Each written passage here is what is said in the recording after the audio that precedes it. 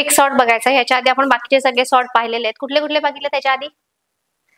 Bubble sort, insertion sort, selection sort, अजून 3च पाहिलेत. आता हे पुढचं बघायचं आपल्याला क्विक सॉर्ट. क्विक सॉर्ट मध्ये आपण काय यूज करणार आहे तर क्विक सॉर्ट हे जे सॉर्ट आहे याच्यामध्ये आपण बाकीच्या सॉर्ट पेक्षा जी टाइम कॉम्प्लेक्सिटी आहे ती टाइम कॉम्प्लेक्सिटी थोडी तुमची अजून कमी होणार आहे. बरोबर आहे. आपण बघितलं बबल सॉर्ट बघितलं, इन्सर्शन सॉर्ट बघितलं. इन्सर्शन सॉर्ट मध्ये बबल सॉर्ट पेक्षा थोडासा अजून कमी टाइम लागतो. इन्सर्शन सॉर्ट पेक्षा पण क्विक सॉर्ट मध्ये आपल्याला कमी टाइम लागणार आहे. मग तो कसा ते बघायचा आहे. तर क्विक सॉर्ट मध्ये आपण काय यूज करणार आहे तर divide and conquer he technique use करणार आहे. कुठली टेक्निक यूज करणार आहे? Divide and conquer. तर डिवाइड अँड कॉन्कर म्हणजे काय? तुम्हाला एखादा प्रॉब्लेम दिलेला आहे, तो प्रॉब्लेम आपल्याला कंप्लीट आहे तो सॉल्व्ह करता येत नाही, तो कॉम्प्लेक्स प्रॉब्लेम आहे. मग त्या केसमध्ये आपण जो प्रॉब्लेम आहे तो आपण पार्ट मध्ये डिवाइड करतो. म्हणजे आता कन्सिडर करा मी हा जो प्रॉब्लेम आहे तो 4 पार्ट मध्ये डिवाइड केला. म्हणजे मी प्रॉब्लेम काय केला? डिवाइड केला. मग त्या प्रॉब्लेमचे मी सोल्युशन्स फाइंड आउट केले. मग सोल्युशन असेल S1, S2, S3, S4 हे माझ्या प्रॉब्लेमचे काय झाले? सोल्युशन्स मिळाले. आणि हे मिळालेले सगळे सोल्युशन्स मी कंबाईन केले आणि हे मला हे फायनल सोल्युशन मिळालं. हे जे आहे हे मला काय मिळालं? इथे फायनल सोल्युशन मिळालं. म्हणजे मी कुठली टेक्निक अप्लाय केली? कंबाईन.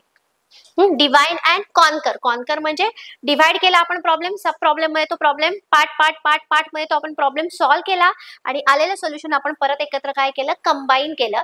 ह्याला आपण म्हणणार आहे डिवाइड अँड कॉन्कर स्ट्रॅटेजी.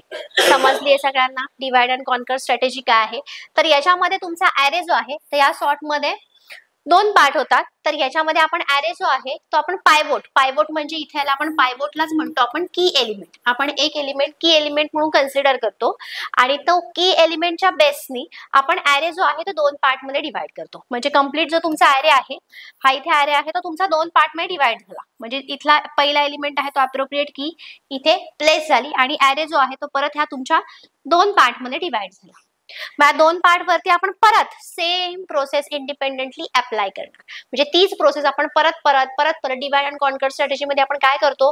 परत तीच प्रोसेस आपण काय करणार आहे? फॉलो करणार आहे. पण इथे ॲरे जो आहे ती ॲरेची साईज इथे तुमची काय झालेली आहे? इथे तुमच्या ॲरेची साईज जी आहे ती इथे कमी झालेली आहे. आले लक्षात? इथे तुमच्या ॲरेची साईज जी आहे ती काय झाली? कमी झाली आहे. या छोट्या ॲरेवरती परत आपण तीच क्विक सॉर्टच टेक्निक अप्लाय करणार. परत हा जो ॲरे आहे तो परत त्या सब पार्ट मध्ये डिवाइड होईल. हे कधीपर्यंत तुम्ही सब पार्ट मध्ये डिवाइड करत राहणार आहे? जोपर्यंत तुमच्या ॲरे मध्ये सिंगल एलिमेंट राहत नाहीये तोपर्यंत. कळालंय सगळ्यांना डिवाइड अँड कॉन्कर टेक्निक काय आहे ते? तेच divide and conquer approach in quick sort. म्हणजे आधी आपण ॲरे काय केला? डिवाइड केला. मग त्या केसमध्ये तुम्हाला ॲरे तुम्ही की एलिमेंट जो आहे म्हणजे जो आपला की एलिमेंट आहे किंवा पायवोट एलिमेंट तुम्ही कुठलाही सिलेक्ट करू शकता. आपण इथे सिलेक्ट करताना कुठला एलिमेंट सिलेक्ट करणार आहे? पहिला एलिमेंट जो आहे ॲरे मला तो आपण सिलेक्ट करू. तुम्ही रँडमली कुठलाही करू शकता आणि त्याच्या बेसनी तुमचा ॲरे 2 पार्ट मध्ये डिवाइड होतो. एक असतो ॲरेचा लेफ्ट पार्ट, एक असतो ॲरेचा राईट पार्ट. त्याच्यानंतर कॉन्कर म्हणजे आपण रिकर्सिव्हली परत तीच सॉर्ट जो आहे तो सेपरेट क्विक सॉर्टची जी टेक्निक आपण बघणार आहे ती आपण प्रत्येक ॲरेच्या पार्ट वरती अप्लाय करत जाणार आहे. आणि नंतर आपण कंबाईन केलं म्हणजे सगळे ॲरेचे सोल्युशन जे आहेत सब पार्ट जे आहेत ते आपण कंबाईन करून एक परत कंप्लीट ॲरे आपण क्रिएट केला. समजलंय?